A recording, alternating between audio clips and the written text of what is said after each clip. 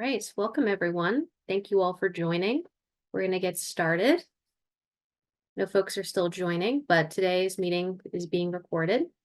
Again, thank you everyone for joining us today to learn about this new resource that we created, the New Jersey Stormwater Retrofit Best Management Practices Guide, or Stormwater Retrofit Guide for short. Some quick housekeeping. Please keep yourself muted throughout. Please feel free to enter questions, any comments into the chat as we move along. We will address some questions during the last few minutes. And again, this webinar is being recorded and will be sent out to everyone who registered. Again, thank you for joining. My name is Lindsay Sigmund. I'm a program manager with New Jersey Future. I oversee our mainstreaming green infrastructure program, where we work to elevate green stormwater infrastructure as a climate resilient solution to stormwater management to help improve the quality of our waterways and to mitigate localized flooding. If you're not familiar with New Jersey Future, we are a nonprofit organization that promotes sensible and equitable growth, redevelopment, and infrastructure investments to create resilient communities in New Jersey. We recently partnered with Princeton Hydro, a water resources and engineering firm, to create the newly issued Stormwater Retrofit Guide. And we're really excited to walk you all through this new resource and hope you all walk away today with some ideas for your own community. So here's an agenda for this afternoon. I'm going to launch into a really quick poll just to get a sense of who's here, provide some more background and an overview of the guide. We'll answer the question, what is a retrofit? We'll walk through how to use the guide. We're going to touch on some funding resources. And again, we'll have some time for Q&A at the end.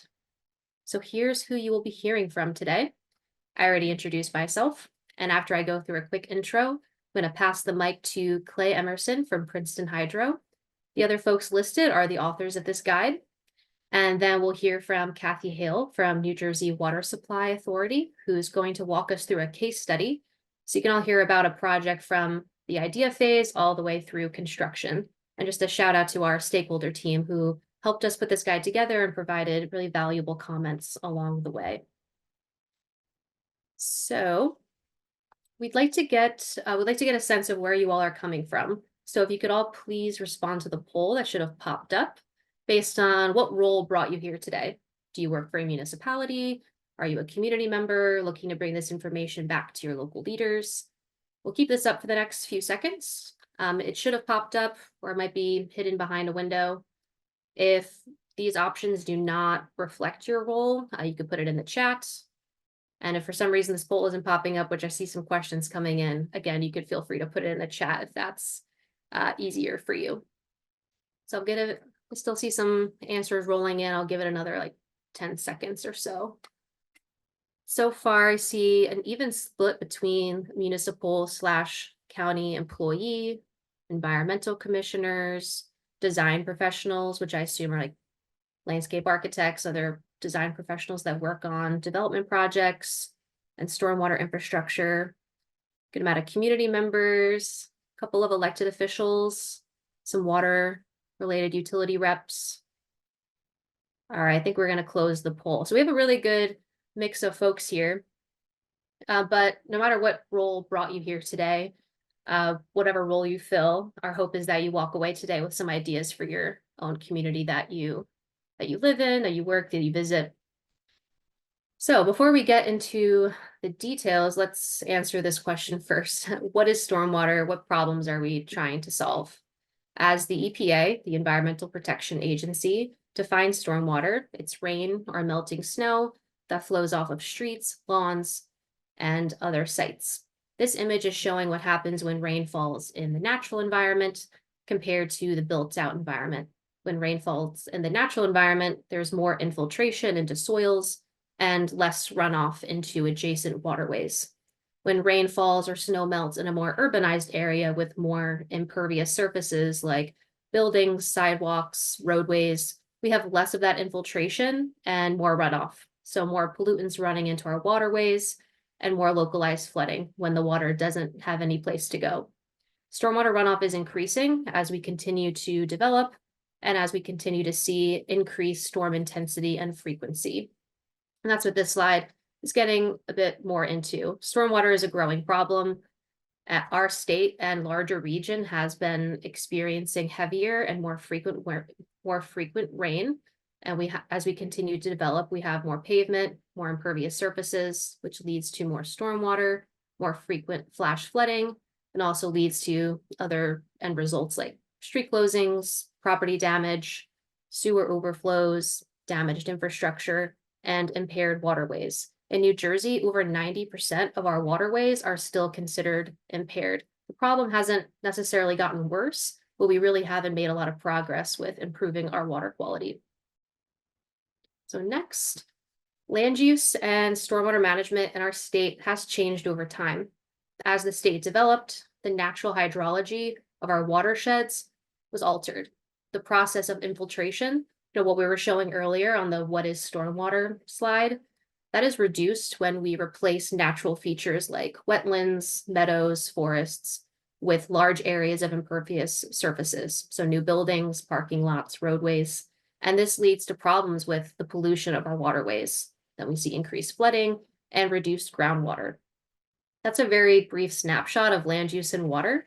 The history of federal and state regulation of stormwater also includes a series of changes over time and its own sets of challenges.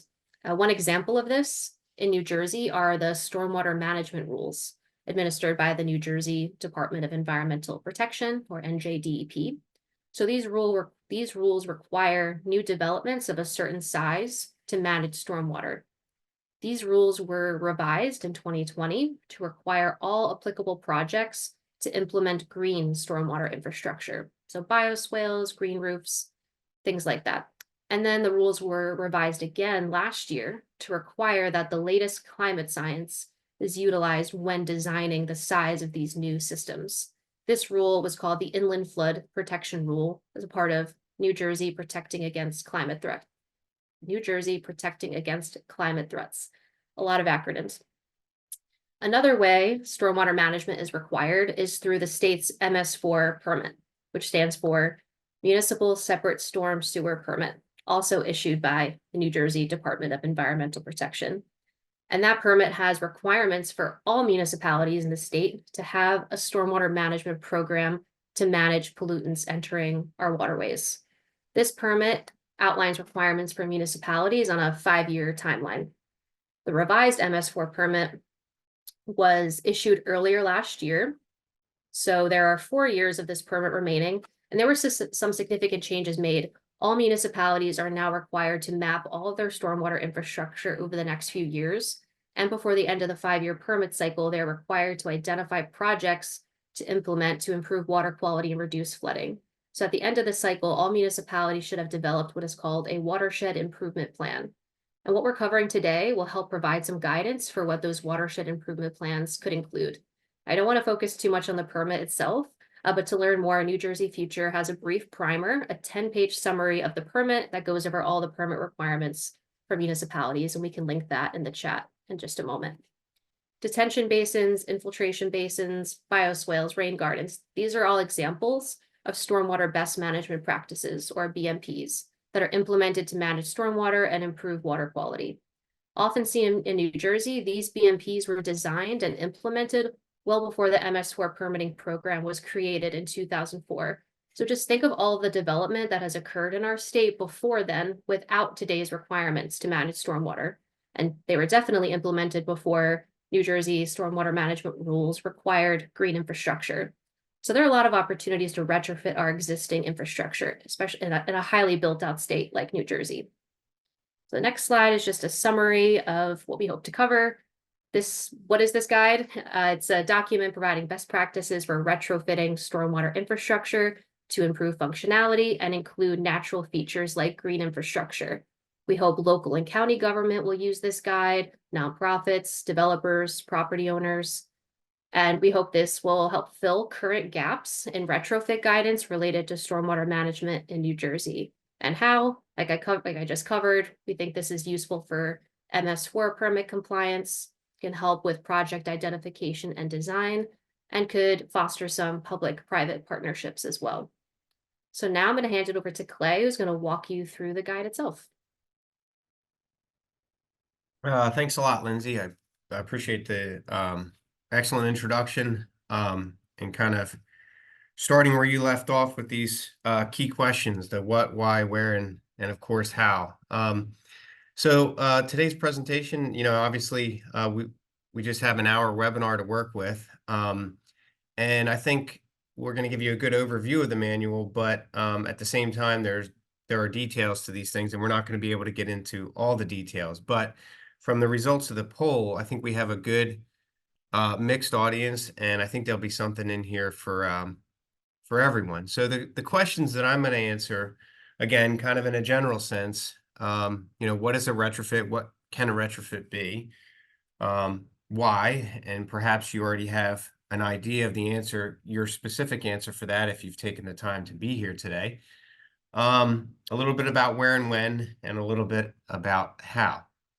So, as far as what a stormwater retrofit is, I think we all have something in mind on that. And it's really just, I think I like to be a little more general in the definition. So it's a modification to an existing system, really to provide some enhanced functionality that the system doesn't currently have. But that system may not necessarily be an existing detention basin or an existing BMP of any sort. It could be an existing parking lot, really kind of a more open slate. So sure, you can take an existing pipeline and stitch in a manufactured treatment device. And in lake communities, like you see in this photo here, that can be very beneficial. And maybe that's kind of the stereotypical retrofit.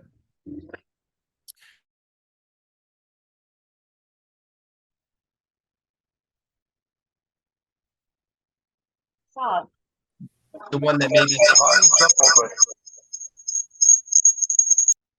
I got some feedback there. Just remember to keep your microphone muted if you can. So the one that you might be more familiar with is the detention basin retrofit, something like this. And then to kind of expand the definition, I mean, we kind of view, at least here, we view green infrastructure in a broad sense. And so things like this is an example project, a floodplain reconnection, stream restoration, those kind of things, we also kind of consider a stormwater retrofit.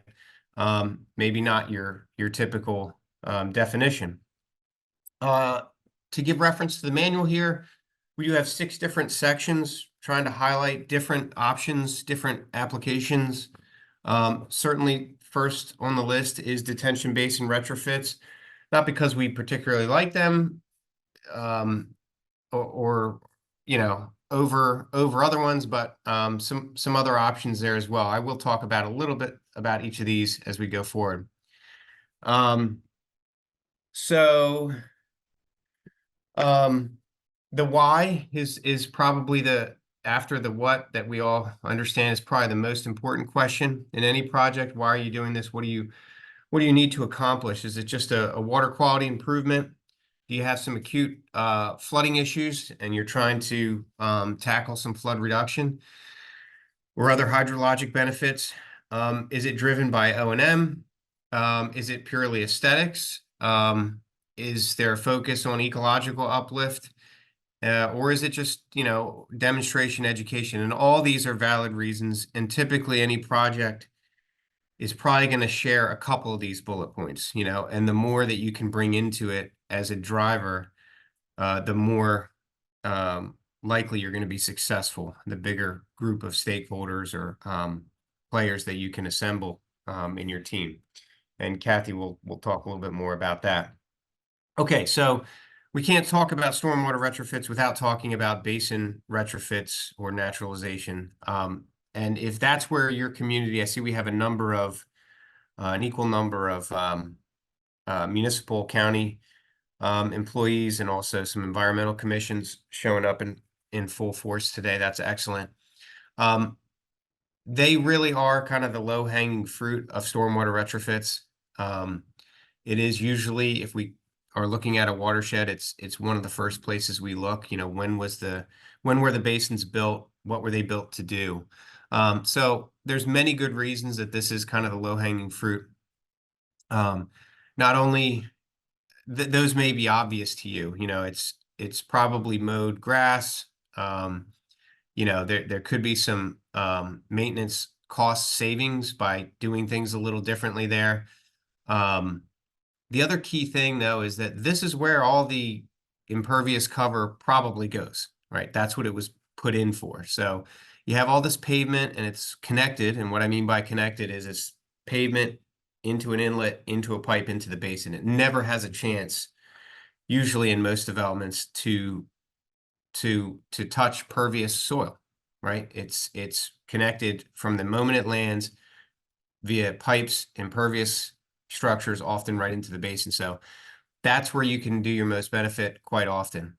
And if we're looking across the state of New Jersey and you think about the timeline that Lindsay talked about in the state, the majority of existing detention basins in our state, although the regulations did change in 2004 and then more recently again, but probably I think it's still safe to say the majority of them in the state were built just to attenuate peak flow rate. So there was very little water quality concern, likely no infiltration consideration.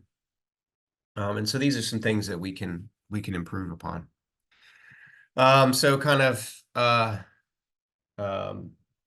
in cheek here, here's some classic examples, that a couple that I've seen, what's not to like here. And I talked about connected impervious cover, and you can see even when the water gets into the basin, often there's an attempt to keep that away from pervious soil. And so there's these concrete low flow channels that take the inlet and bring it right to the outlet. And the one on the right here reminds me of those images of the Colorado River or something, the bend of the river here. Close, but way off, I guess. But yeah, so there are a lot of fodder out there for good projects. So you may recognize systems like this perhaps in your community. So how do you go about picking them? Most of the communities in New Jersey that I work with, have many to choose from. What makes a good candidate? Well, it depends on what your why is. Why are you trying to do it? But I'll offer, a couple quick opinions of my own about what makes a good opportunity. This one looks particularly good to me. Why? Because it's currently mowed routinely, as you can see. It currently has the concrete low flow channels, which, we could talk about why they were put there to begin with, mostly to keep the grass, easy to mow. But there are some other reasons. They, in many cases, are not necessary and can be removed. The other thing that makes this particular one a good candidate is not the basin, but what you see around the basin, and that is nothing from this angle. So this doesn't have a whole lot of neighbors that abut it that might have strong opinions on what it should be or shouldn't be or look like or not look like. So that's something to look for. It also has pretty good access from that road in the background and one that's, in the foreground here that you can't see. So this has a number of good things going on. Some things to remember here: you must respect or improve on the original design function and hydraulics of the basin. This basin was put there, any basin, it was put there for a specific reason, and there's very little fluff in the design. These things were not made typically to be even 1% bigger than they needed to be, because it costs the developer money to put it in quite often. So what this means is that you can't go into a basin and do any kind of regrading or meddling with the outlet control structure unless you probably get an engineer involved and are talking with the township and making sure that after your retrofit, that basin is going to, at a minimum, do what it did before in terms of peak flow control. And there's, like I said, very little flexibility in that. If you're doing anything other than just changing the vegetation, you're going to need to confirm that. And if you want to change the outlet structure or do some grading in the basin, you may need to make the basin slightly bigger. And I mean, I don't mean 10% usually, but so that's just something to keep in mind. It's not meant to shoot down your project. Yes, obviously there's going to be changes to the O&M procedures, but one of the big questions we ask are kind of who are your neighbors? So I use this picture as an example. It's a large community. I don't remember how many homes are in this particular community. But out of the 100, I don't know, 150 homes in this development, and this is old, relatively old development in New Jersey. Probably only 4 or 5 of them even know that there's a detention basin in their community, and you can see who those would be here. So these would be your the people you need to win over. The rest of the community here may not even be physically aware that it exists. Ideally, you have a plan, and a local champion is a good approach. And when I say local, I mean, you know, neighbor, not just obviously the municipality or the other players. And you kind of want to work with them. So the approach must fit the opportunity. And in a moment, I'll talk about kind of what option, you know, to target what your specific problem or your why is. It could be simple, you know, changes to the maintenance practices, or it could involve significant earth disturbance and major construction. It's really, retrofits are extremely flexible, can be just a little something or a lot. This happens to be an example of a basin that was, I should have put a pre-photo in here. It was a moonscape, you know, just compacted soil, nothing would grow. And it was really just an aesthetic concern here.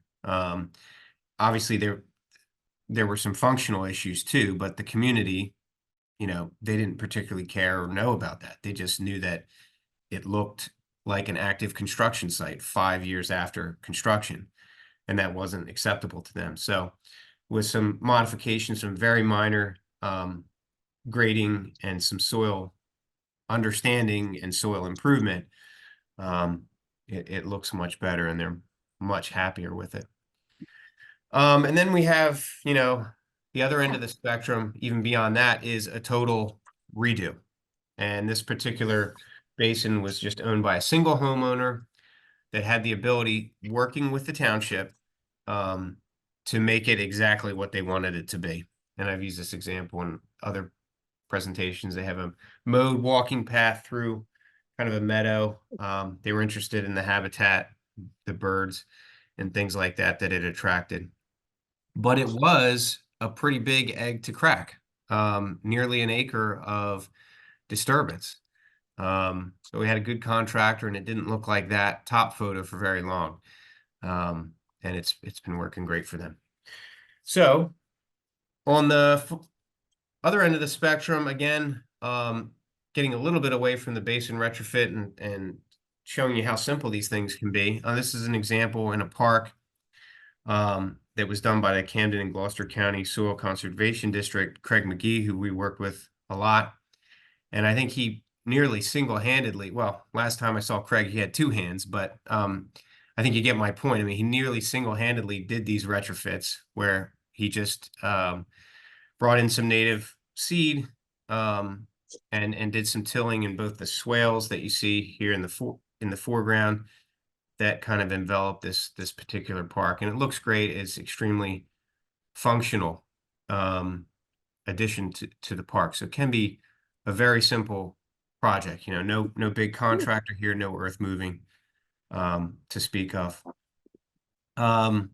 Wet ponds certainly are fair game. A lot of the wet ponds, especially in South Jersey, I guess North Jersey as well, but we see them more in South Jersey, have this kind of chronic shoreline erosion from, you know, just the wind-driven wave action, and also just the up and down, rising and receding of the water in that shallow root system of the turf grass that's usually around them, you know, and is feeding the geese that also make the problem worse. You end up with a picture like you see on the right here, and there's just numerous examples of this. and it's a difficult thing to tackle, but a retrofit can certainly improve the aesthetics there and also eliminate the sediment source that a lot of these basins unfortunately become themselves. So shoreline stabilization, also not just, again, looking beyond the BMP, so to speak here. On the left is a before shot and an after shot of a shoreline stabilization on more of a, kind of the receiving, the lake itself. So this isn't a stormwater basin per se. And then we also do floating wetland islands, as you see in the photo on the far right, that can be added to a wet pond and provide some benefits depending on what you're looking for. Probably this first bullet explains where most of you are coming from. I'm not sure, but ideally you have plenty of sites to choose from in New Jersey, built environment. And you have different options so that you can really get the right solution to the correct problem. We don't want to be trying to force the square peg into the round hole here at all. That is usually doesn't end well. And keep in mind, there are some of these things that you can do, and we wanted to address that in the manual. But there are points where you do need professional assistance, whether it be an engineer, a landscape designer, work with your municipality to know where that line is. So to try and get at that question, and this was really difficult to do, we spent a lot of time debating kind of what went into this and the format of this, but we kind of came up, we knew the need was there for an applicability matrix. And this isn't meant to be a if then, kind of flow chart. It's more to give someone a user of the manual who's trying to get started, a starting point. What is your, the whys are kind of across the top. What is your main goal? And the different approaches are in the rows. And, this is a rough thing. But there are some things that can provide peak flow control or, address flooding, and there are some that cannot. And there are some that do a little bit of this and a little bit of that. And there are some that cost a little bit more than others, and so on and so forth. So it's really hard to make this, an exact, if then do this flow chart and here's how much it's going to cost. I think we all wanted that. But this is what we came up with to give you kind of a starting point. So I'll just pick one here. Porous pavement. Is that going to help with peak flow control? Sure. It's gonna be a source control for some amount of runoff. Is it going to solve the flooding in your town? Of course not. None of these will do that alone. Is it going to provide water quality benefit? Yes. Is it going to provide groundwater recharge? Yes. What's it going to do for habitat restoration? Probably nothing. So you can kind of use this as a guide, but don't use it as anything more than that. But I think it was it provides you with that good starting point, and then can use the manual in more detail in the other sections. So what to look for and what makes a good stormwater retrofit. The first bullet point here is kind of important in identifying that why. Is there an acute issue? And what I mean by that is, again, you're not going to single-handedly solve flooding in your community by doing a single stormwater retrofit. Can you chip away at the problem? Certainly. But is there an acute issue? Is there a particular intersection, for example, where the drainage has just been chronically a problem? And is there an opportunity there to put in a stormwater system, retrofit stormwater system that maybe doesn't exist at all today, and it would be just a new bioretention system, a new rain garden. So there you can fit something into the built environment that might actually take on and completely solve a localized issue, whether it be nuisance flooding or something like that. What is your main objective that kind of goes along with that? Where can the most improvement be made? Are you really hitting those low-hanging fruits like we talked about before? And then another bullet point here is one that is less less considered in my experience, is you do kind of need to look beyond the outfall itself. And what I mean by that is, for example, this basin here in the right, that's, typical mowed grass dry detention basin. Um, is this capturing water from a very low density residential community that the only connected impervious cover might be the road itself? All the homes have downspouts that go into sprawling, lawns and things like that. Or is it collecting runoff from a strip mall with many acres of pavement that has a lot of water quality concerns that come along with it? So those are the kind of things to look for. And if someone's going to tell you to look for things, they should also tell you things to look out for and what things can get in the way. Utility conflicts are, something to consider initially when you're looking at a specific site, because you're likely not going to justify the cost of expensive utility relocations for the sake of a retrofit. Net import and export, as far as earthwork is concerned, that is a massive expense when it comes to these retrofits, hauling that material, sourcing that material, getting rid of that material. Additional permitting efforts can drive up the cost. Unintended consequences kind of just mean more from a design perspective. Has it been thought through? And then, excuse me, make sure that the expectations are realistic, right? Nobody wants to be let down. We need to make sure that people understand what this retrofit is going to do and what it simply can't do. O&M considerations usually revolve, excuse me, around vegetation. Not necessarily. A retrofit doesn't need to have any vegetation, number one. But are we looking at a non-woody system?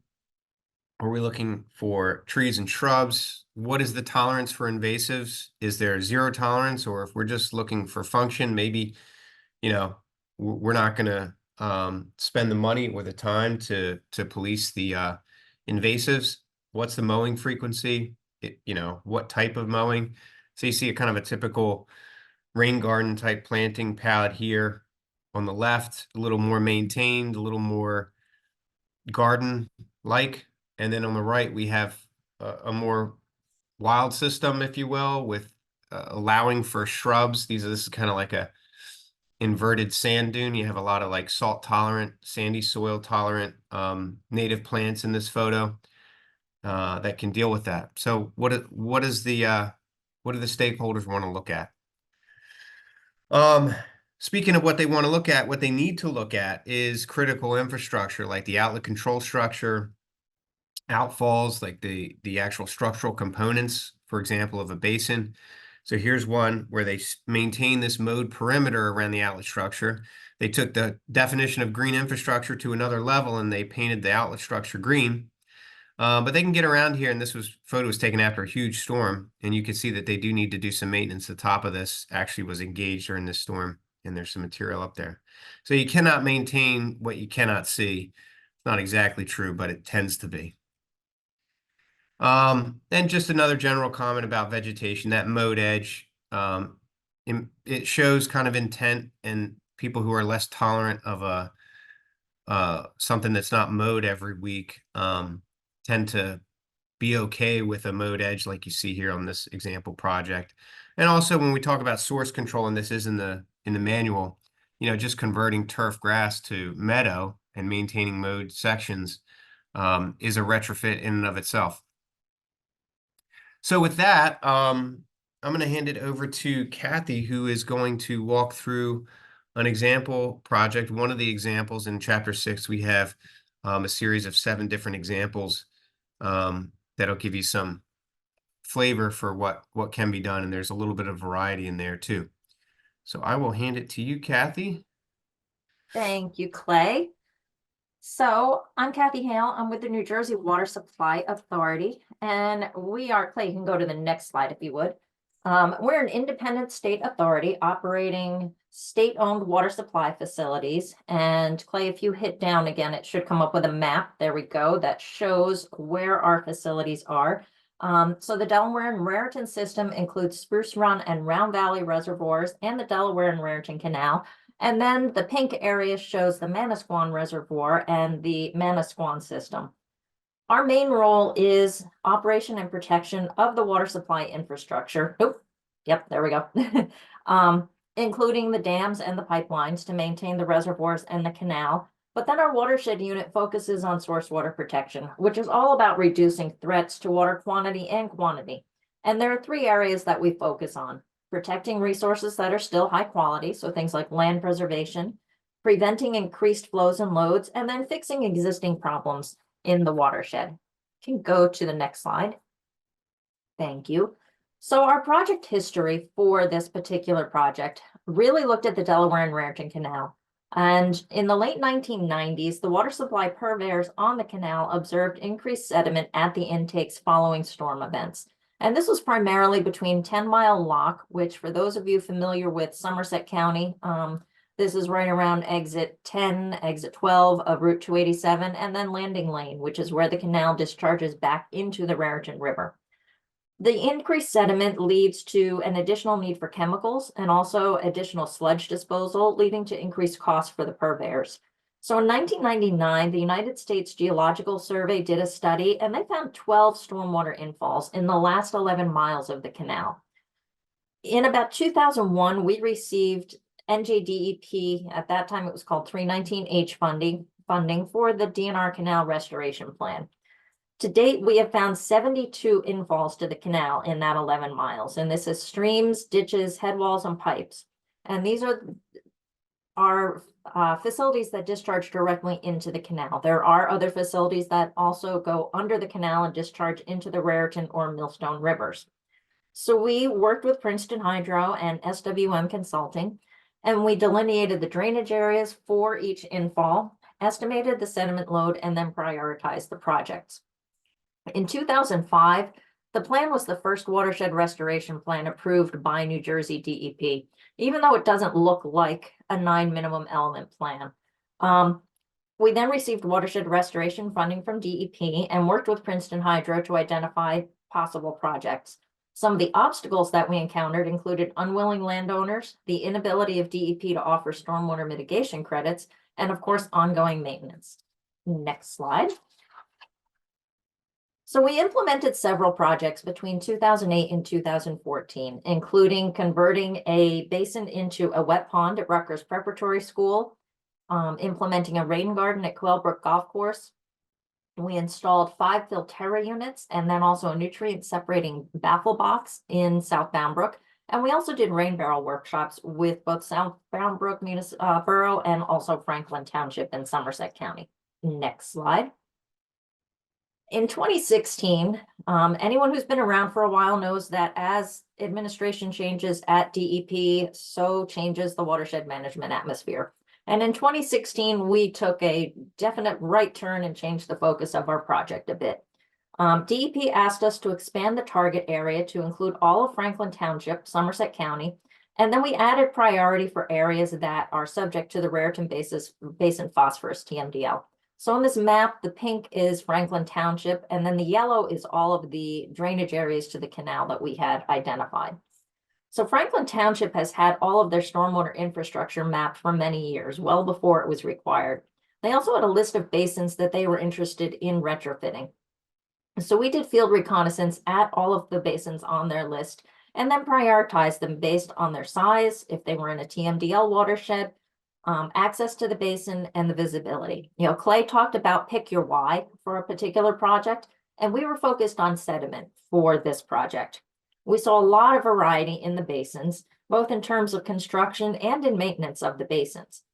So we selected 4 basins for retrofit: Renoir Way, Laird Terrace, Gogwin Way, and a basin at the municipal complex. And those are the pink dots that you see on the map. I know that that's small, but just kind of for a reference. We moved forward with schematic designs for those 4 basins, and we finally got to construction in 2020. Now, our goals at each of the basins were similar: extend the detention time and increase pollutant removal. Again, going back to sediment being our primary pollutant of concern. So we removed the concrete low flow channels in each basin, replaced the mowed grass with native meadow vegetation, regraded the basins to lengthen the retention time for water quality, and then in some cases, we modified the outlet orifice to increase detention time. At 2 of the basins, we also added berms to help slow down water flow. And at 1 basin, we did add a small bioretention area. So we were working with watershed restoration funding for those first 4 basins. And you can see we started in 2020. Now, we started about 2 weeks before everything started shutting down for COVID. So that kind of complicated things a little bit, but we were able to continue with our work. In 2020, we also received stormwater mitigation funding from the Delaware and Raritan Canal Commission. And we revived a project that we had proposed in 2015, but hadn't received DEP support. Again, we focused on total suspended solids at these particular projects, but at 3 of the basins, we also did achieve small reductions in nitrogen and phosphorus reduction. Next slide. So I'm going to use the Renoir Basin as our case study today. So you can see from the aerial and the picture of the basin, it was just all this turf grass and several concrete low flow channels. So water just went straight through this basin with essentially no water quality treatment. We installed 2 scour holes at the basin, and you can see the berms that we installed as well to try and slow down the water flow. And then we also decompacted the basin bottom and amended it with compost. Next slide.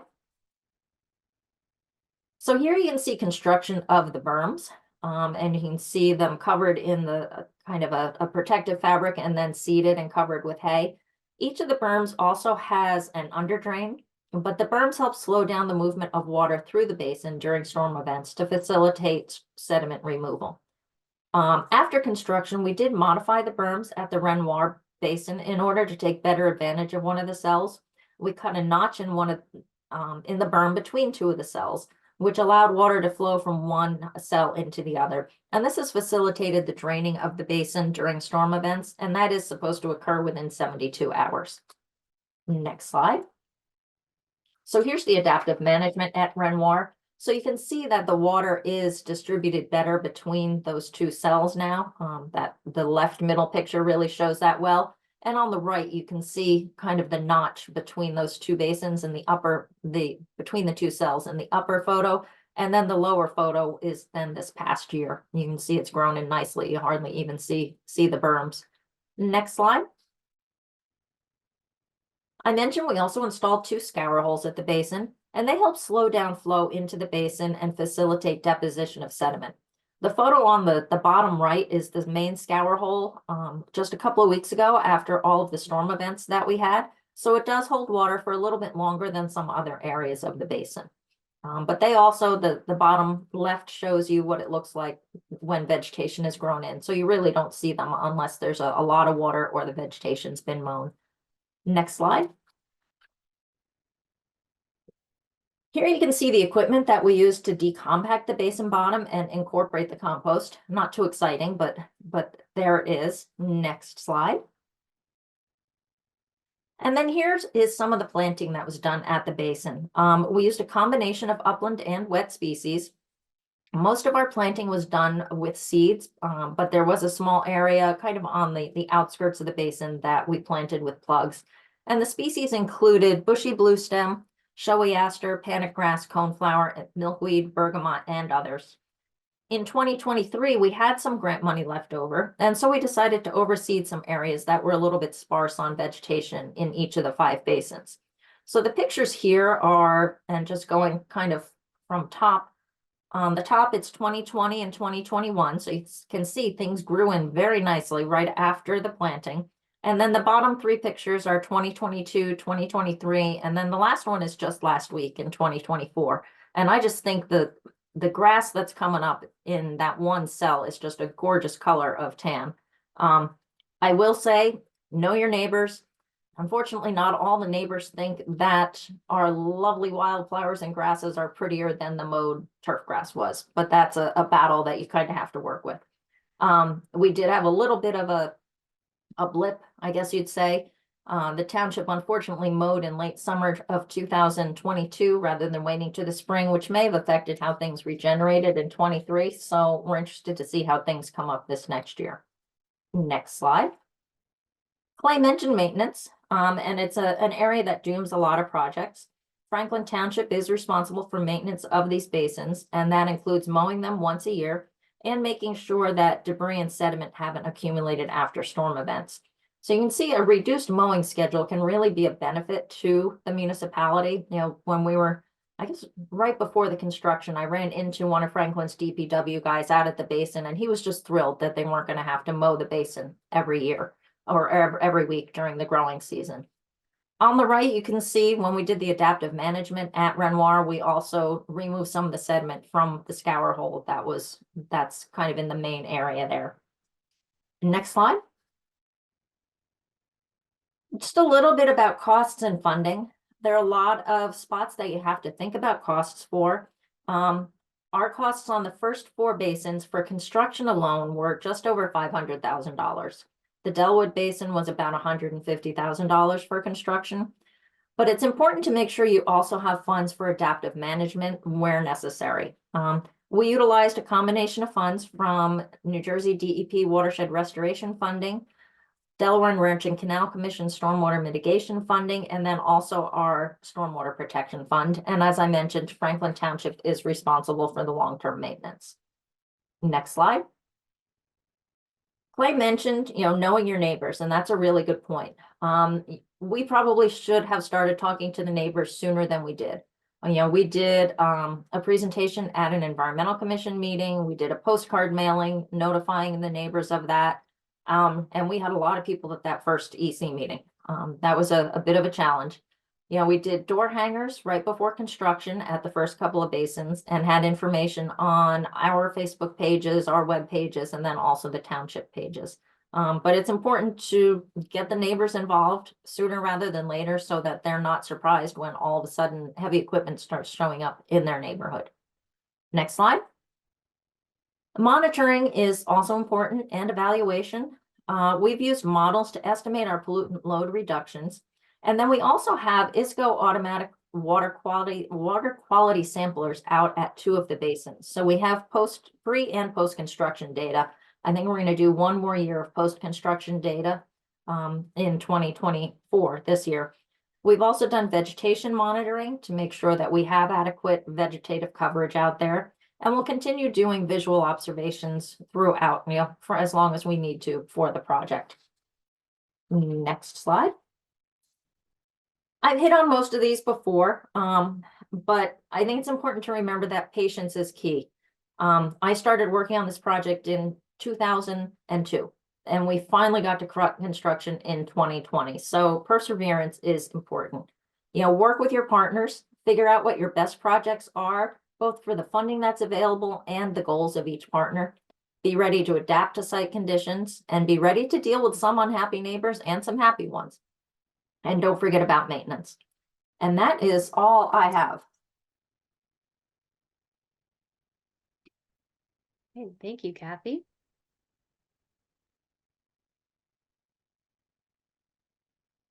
All right, so now to talk about funding. I saw a couple of questions in the chat about funding, and Kathy touched on this a bit just before as she walked through the Franklin Township case study, but just some funding resources to keep in mind as you're planning and figuring out how to fund your project.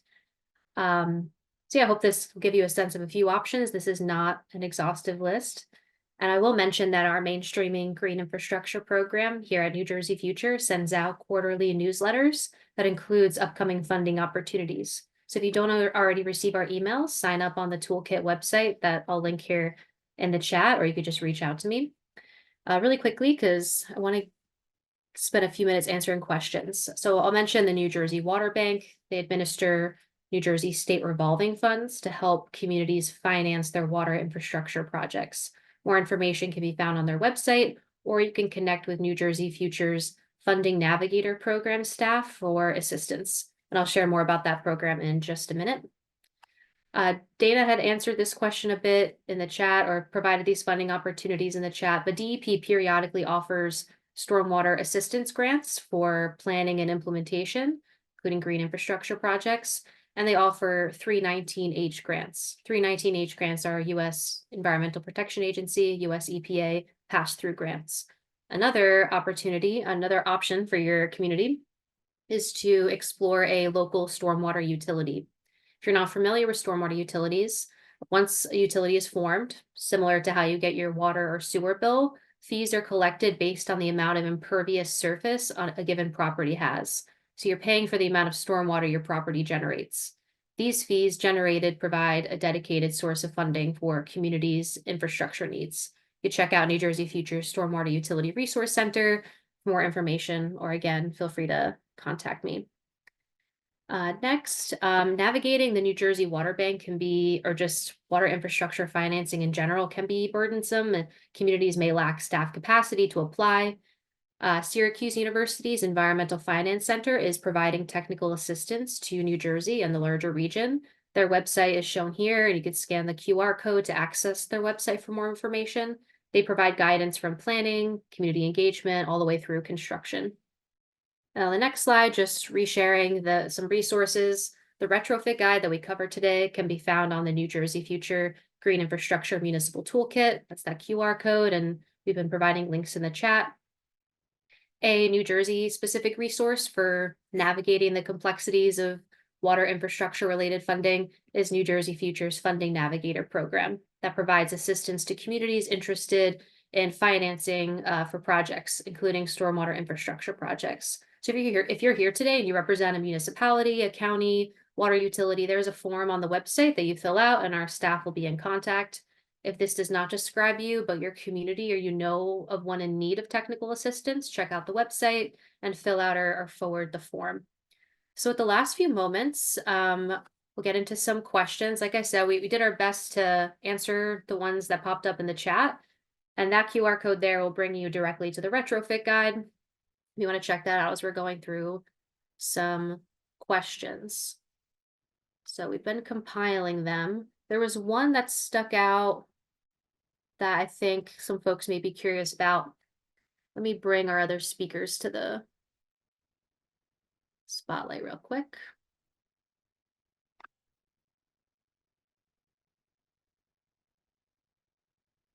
All right, so one question, and Clay, if you'd be able to answer this one.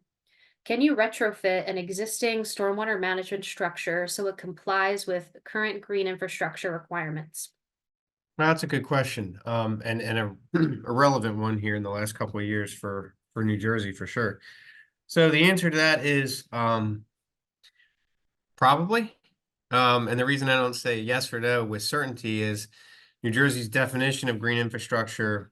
They have obviously the BMP manual that outlines some design details, but one thing that goes along with their definition is, treat stormwater close to its source or something like that. And to implement that, they have a 2.5 acre drainage area limit. So, if you're, let's say, just doing a basin retrofit and you're turning it into more of a bioretention system, you can do that. And that can be fairly simple depending on the site conditions. But if the basin has, 5 or 10 acres of drainage area coming to it, then technically you wouldn't be meeting that part of the definition. So in general, the answer, I guess, is yes. But there's that drainage area limitation that, that's a little harder to undo in the built environment without adding additional BMPs up gradient from it or something like that. A good question, though. Some part of your answer brings a couple other questions to mind. Some questions about retrofitting in more urban environments and limitations with like where the water table lies, things like that. Could you maybe speak to some solutions that would be relevant for a more built out environment, say a community that wants to do like complete and green streets? Yeah, it does. The urban environment does present a number of unique challenges. One of the things that I had in the slide of what to look out for, the utility conflicts, they can jump up in even the most rural settings. So in a suburban system, chances are you're going to have a few more things that you need to avoid. What does that mean? It doesn't mean you can't do something underground. It doesn't mean you can't do something in the ground. But, if you're in a super urban thing, maybe a green roof is a retrofit that's a consideration. Capture and reuse is another thing. We talk about downspout, options in the manual. So, and then of course, incorporating green infrastructure into kind of the streetscape is something that, has been done for years now, whether it be tree trenches, and some of the slides we had both in Kathy's example and mine had, relatively small inserts into a sidewalk curb line, that do meet that depending on the manufacturer do meet the New Jersey definition of green infrastructure, but also are typically, better suited for the urban environment. So getting trees into places that they don't exist, things like that, can be an option in the urban environment, but challenges are plenty. And there was a question about case studies in more urban environments, and the retrofit guide towards the end, there are 7 different case studies, some of which in more built out environments. For example, Asbury Park is an example. I know Kathy responded in the chat, but if you wanted to share with the larger group, in situations where community members are apprehensive about a retrofit project, what are some of their major concerns with the projects? As folks are, thinking of projects and, community engagement, what are some of the major concerns to kind of nip in the bud from the beginning? Yep, and a couple of these, really didn't think of, but we had a couple of people at our public meetings who were adamant that they were going to have rats and snakes climbing up on their back decks, attacking their children, invading their homes.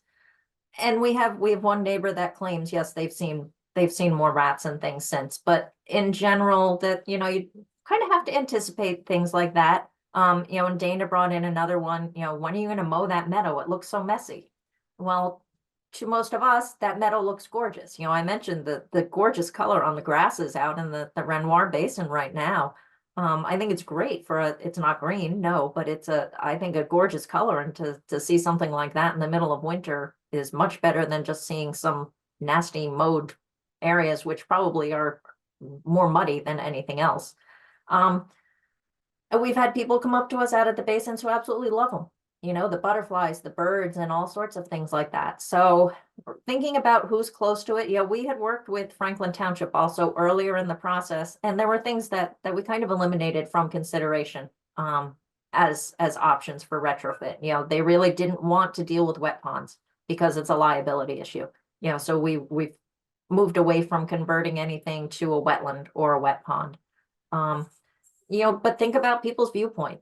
Think about planting flowers, trying to get as many wildflowers out there as you can so that people do have something pretty to look at and they're not just seeing grasses. That can also help.